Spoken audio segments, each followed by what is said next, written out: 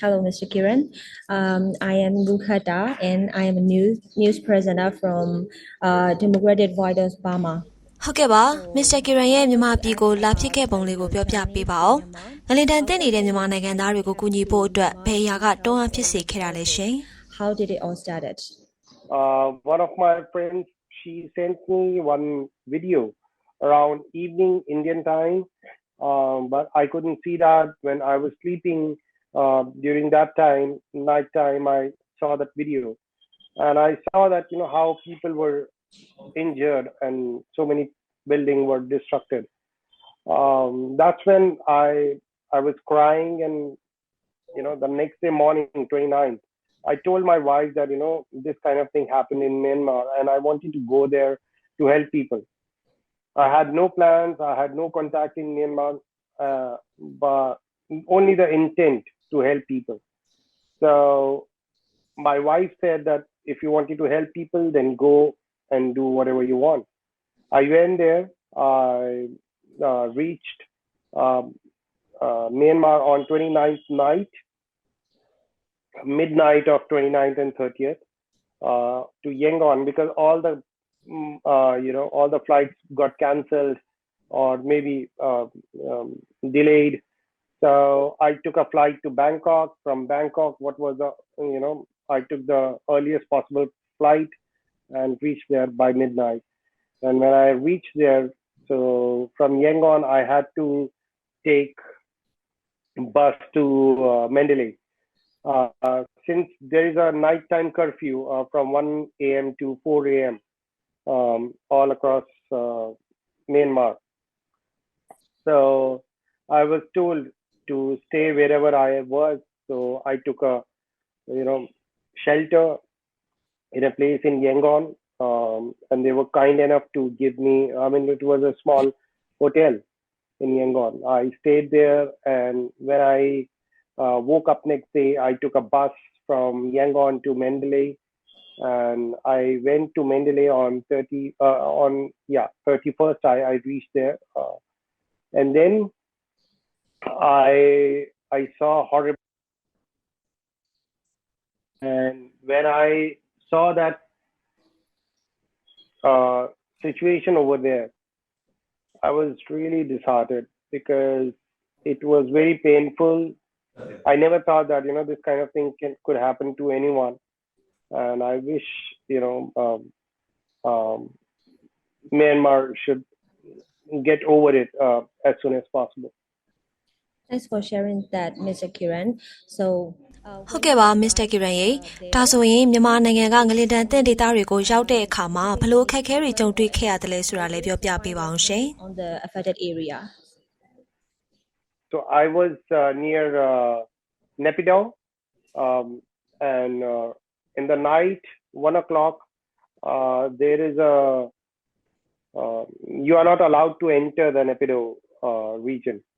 So our buses were waiting outside Naypyidaw border, and for 3 hours we were there. There was no toilet, there was no water, there was no electricity, nothing. It was just clean black road with thousands of vehicles waiting over there, and including the relief material buses. When I was there, I saw that many relief buses were there waiting in that crowd, and then I asked from people that why they are also there. So they told me, the people over there, that even the relief work is not allowed to enter Naypyidaw at this time. So I was really disheartened. So the next question is နောက်ထပ်မေးခွန်းတစ်ခုကတော့ Mr. Kiran သိတဲ့အတိုင်းပဲဒီအာဏာသိမ်းအစိုးရလက်ထက်မှာမြန်မာပြည်သူတွေရဲ့အသက်အိုးအိမ်စီးစိမ်ကိုဘယ်လောက်ဆိုးဆိုးဝါးဝါးထိခိုက်နေတယ်လို့ထင်လဲ Mr. Kiran ရဲ့အမြင်ကိုပြောပြပေးပါအောင်ရှင် I saw that how things were broken and people were completely under distress, and I asked people that is there any help coming to you? They said no, not till yet. And then while waiting 3 hours on the open road under the sky at midnight, I saw that there was no help for any person who's coming over there.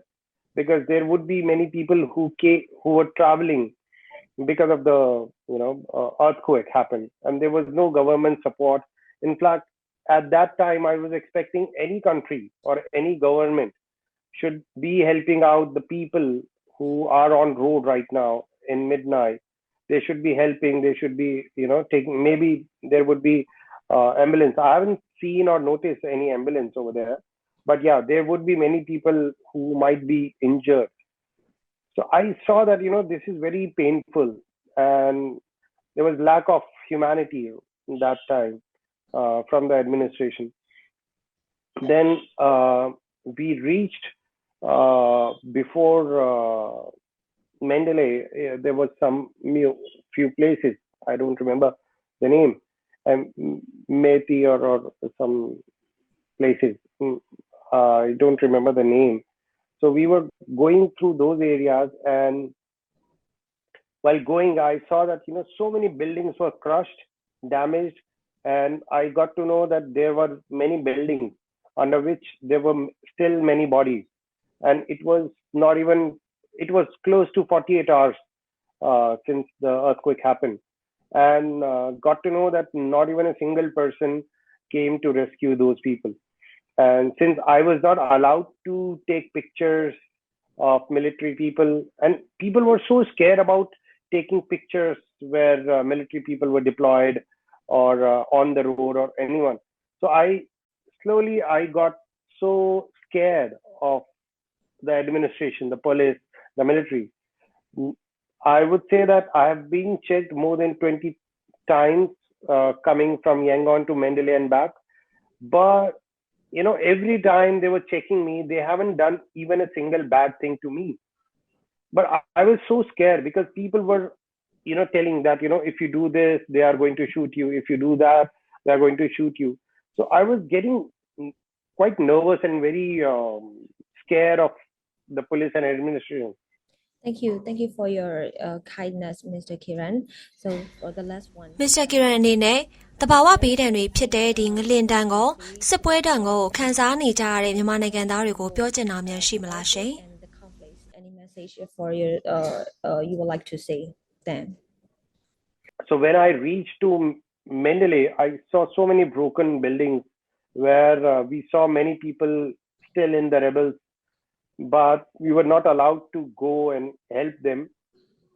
So I reached Mandalay and I stayed there in a monastery, which was also broken, but some part of it was intact. So I went there, I had a word with people over there, priests and all. And then they told me that, complete area, especially the Zagain region, has been destroyed severely. So I was in, it was a Eid. So it's a holy festival for Muslim people.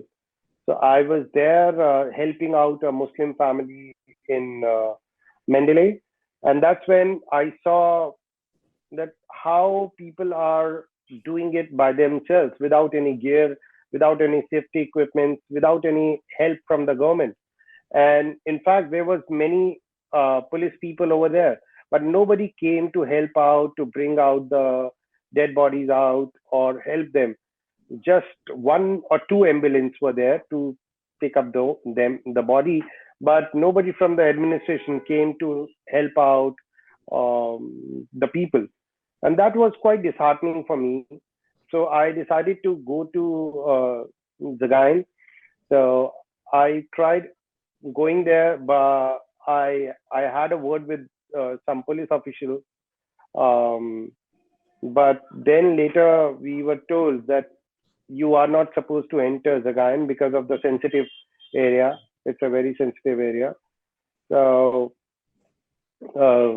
people from certain area or certain region are allowed over there, and they were checking NRC to enter Zagain area at the bridge which is connecting Mandalay and Zagain. It was also broken, little broken.